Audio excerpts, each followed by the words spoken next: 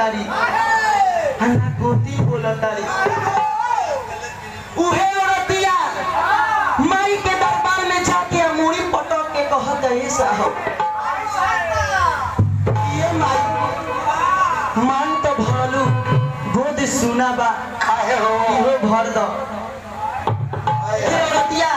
कैसे कहता मूड़ी ना तक देवा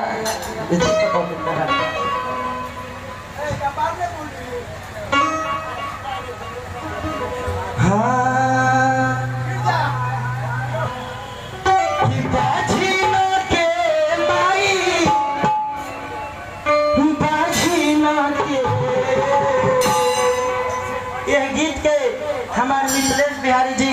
हमारे बड़ भाई सजौले बरनी आओ भैया हमारा इतना दिन में हमें सबसे अच्छा पसंद गीत है ये गीत ये सजौले बरन कि बाझिनो के माई बाझिनो के सुने लेना पुकार